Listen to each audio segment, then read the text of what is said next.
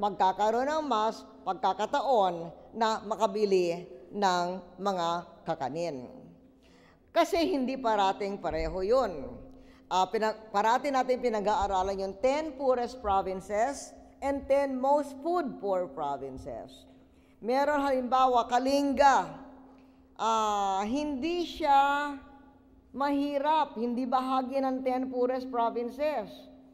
Tapos siya pa rin ang isa sa mga exporters ng rice sa ibang probinsya, pero kasama sa 10 most food-poor provinces. Hindi ko maintindihan bakit. Kasi yung ibang pagkain ang kulang doon, hindi yung bigas. So malaki talaga, ang farmer mismo ay consumer din. At dapat magkaroon ng income sa kanyang kamay para mabili niya hindi lamang yung kanyang sariling produkto, kundi yung ibang produktong kailangan niya para makakain siya. Ang land reform ay importante sa produktibidad. And during our administration, I am very gratified that we have distributed almost 1 million hectares of privately owned land under the Comprehensive Agrarian Reform Program, over 800,000 hectares of public land for agricultural use, and almost 700,000 hectares of ancestral domain land. All in all, 2.5 million hectares, more than any other administration. So we have distributed much more land with our record of over 2.5 million hectares of private, public, and ancestral domain lands for agriculture. At talagang nalampasan na natin yung ating target. Dahil yung isang sinabi ko sa SONA, we will distribute 100,000 hectares of land reform per year. 8 taon lang tayo nandito, dapat 800,000 hectares yun. Nakaabot na ng 2.5 million. So that is a SONA commitment that is over-complied with. Pero, ang gusto natin, narinig ko kanina, the term agribusiness. We want to turn our farmers into agribusinessmen. Kaya napaka-importante ang land bank. Pero napaka-importante rin yung panukalang batas na sana magamit ang agricultural land para sa collateral, para sa pautang. Because that way, our farmers can join the formal credit mainstream and not rely on loan sharks or long for the days when they still had to count on their landlords even if they had to hack their harvest for them. Naalala ko, kasi nandito yung ating mga kaibigan sa Bacolod, Talisay, yung arian ng aking pamilya ng aking asawa, ay niland reform natin maaga pa sa ating administrasyon. A couple of years ago, sa isang pagbisita ko sa Bacolod, nakita ko sila. Di akala ko ang saya-saya na nila dahil na-distribute na yung lupa sa kanila. Ay, hindi, kasi ang problema nga nila, wala na kami, wala na magpapahiram sa kanila. At hindi naman na sila makahiram sa bangko dahil hindi naman magagamit ang kanilang lupa sa collateral. So you see, that is very important. That if you want a new land reform, we must allow land to be used as collateral. This is part of our efforts in poverty reduction and also in hunger mitigation.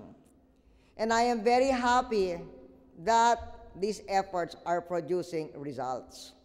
Kanina, nung pumasok ako, yung ating magagandang binibini ng Nutrition Council na magandang kanilang kimono at patadyong, ay binati ako at nalaman ko na dito sa nakaraang bagyo na baha ang Nutrition Council hanggang sa bewang. Sabi ko, I'm sorry to hear about that, pero congratulations pa rin Kasi kahit na nababaha kayo, nababa nyo yung incidence of hunger from 20% 3 months ago to 17.5% today. Kaya congratulations sa inyo. But speaking of the typhoons, napag-usapan na ni RT, given the destruction of the two recent typhoons, in the North Luzon Agribusiness Quadrangle na marami sa atin nakatangkap ng premyo belong to the Agribusiness North Quadrangle. Nandiyan si Governor ng Cagayan, nandiyan si Governor ng Quirino, nandiyan si Governor ng Ilocos Sur. They are all producing our food. So we have to guard against food shortage and an increase in hunger. Kaya malaking bagay yon na susubaybayan na naman ang Nutrition Council, yung supply side through the Department of Agriculture para tiyakin na merong kaagad na produksyon kasi nga maraming nasayang pero magtatanim muli sa Nobyembre. Di ba? Kaya sabi ko kay RT Yap, tiyakin mo na bago All Saints Day, yung seeds na kailangan para magtanim muli ay nasa kamay na ng ating magsasaka. Sabi naman ni RT, basta't hindi na baha ang lugar, magbibigay na magmumudbud na kami ng mga seeds. So uunahin yung mga hindi na baha. Kasi siyempre kung baha pa, bakit magbibigay ka ng seeds? Sayang lang, hindi pa magagamit. So yun ang gagawing timing. Yun ang gagawing sequence ni RT. Yung mas nawalaan ng baha, yun ang uunahin na bibigyan ng tulong for seeds. And I hope that with your support, our outstanding farmers, we will continue with our reduction in hunger. And I hope that with our outstanding nutrition workers and nutrition government officials, we will be able to continue to make sure that on the demand side, your constituents will know how to spend their hard-earned money to buy the right products for their food and the food of their family. So I am very happy about the awardees and their accomplishments. We thank the hard work of many of our government agencies and officials. We thank the hard work of the many selfless individuals like today's awardees who work hard. You are working hard not for yourselves, but for others. You are working to give food to the people of the Philippines. My late father said, unless the government acted decisively and speedily, this was with regard to land reform, the goal of land for the landless would not become a reality. We continue with our reforms, especially now that we passed through a global food crisis in 2008, a global economic crisis in between 2008 and 2007, a global food crisis, 2008, a global economic crisis, 2009, a global climate change crisis. We must become more decisive and daring because we know that the world economy will recover and we hope it will be soon. We must be daring because we know that climate does not assure us of food supply that is sufficient every year.